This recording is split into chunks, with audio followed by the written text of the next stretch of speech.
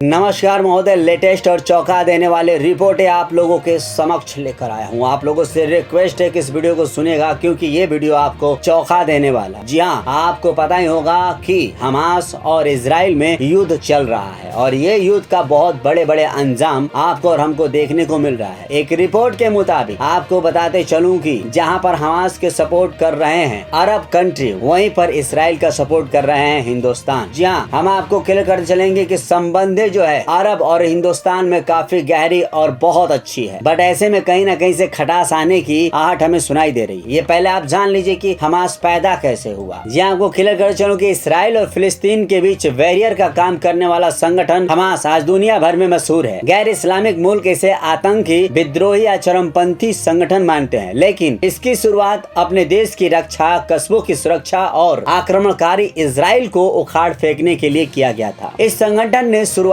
के बाद से ही इजराइल के नाक में दम कर रखा है। इसकी शुरुआत की थी फिलिस्तीन के एक छोटे से गांव में जन्मे शेख अहमद यासीन ने, जिसके घर को इजराइल सेना ने बुलडोजर से तबाह कर दिया था। आइए जानते हैं यासीन की एक छोटी सी जिंदगी की स्टोरी के पहलुओं को। 1948 में फिलिस्तीन के कब्जे के बाद 500 से ज्यादा फिलिस्तीन कस्बों और गाँव के साथ उनके जन्म स्थान को बुलडोजर से ढहा दिया गया था। 1936 में फिलिस्तीन के अलजूरा गाँव में जन्मे यासीन बाद में अपने परिवार के साथ गाजा पट्टी नामक जगह पे शिफ्ट हो गए थे। यह घटना तब हुई थी जब वो 12 साल के थे और पूरे गांव की तरह वो भी एक पीड़ित थे जिनके घर को ढाया। वहीं पर शेख अहमद यासीन ने एक संकल्प लिया कि हम अपने गांव वालों की कसम खाते हैं जो कि हम लोगों को घर से बेघर किया है, उसके लिए हम काल बनेंगे। और वहीं से जन्म लिया ये संगठन। जी आपको क्लियर कर चलूं कि आज वो संगठन इतना बड़ा हो चुका है कि इजराइल से टक्कर लेने के लिए रॉकेट पे रॉकेट दाबे, और इसके एवज में इजराइल ने भी लगातार वार पे वार करते भी जा रहे हैं। वहीं पे आपको बता दूं कि हमारे हिंदुस्तान और अरब देश की बहुत अच्छी मित्रता है और बिजनेस का अच्छी तरीके से